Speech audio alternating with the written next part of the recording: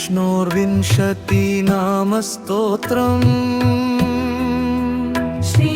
विष्णु के विष्णु के विष्णु के विष्णु के विष्णु के विष्णु के अर्जुन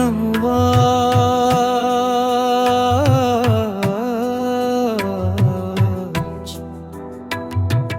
किन्नुनं सहस्राणि जपते च पुनः पुनः यानि नामानि दिव्यानि तानि च चक्ष्व केशव यानि नामानि दिव्यानि तानि च चक्ष्व केशव श्रीभगवानुवाच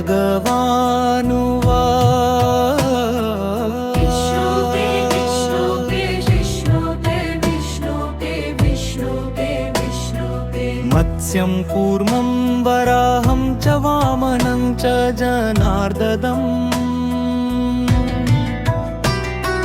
गोविन्दं पुण्डरीकाक्षं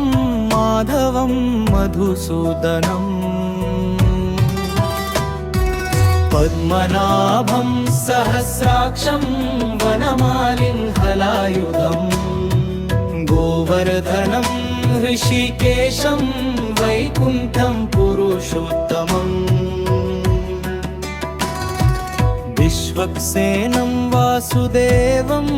रामं नारायणं हरिं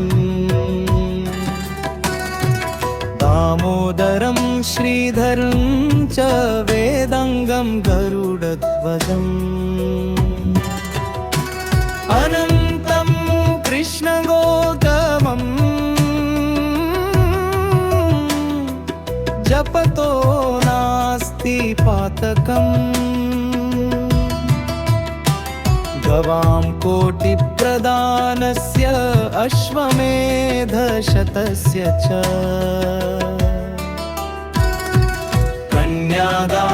कन्यादानसहस्राणां फलं प्रोक्नोति मानवः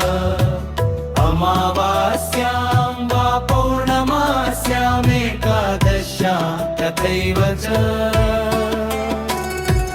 सन्ध्याकाले स्मरेन्नित्यं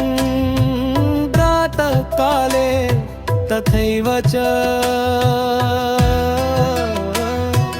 मध्याह्ने च जपन्नित्यं सर्वपापैर्हत्रमुच्यते इति श्रीकृष्णार्जुनसंवादे श्रीविष्णोर्विंशतिनामस्तोत्रं सम्पूर्णम् श्रीविष्णु विंशति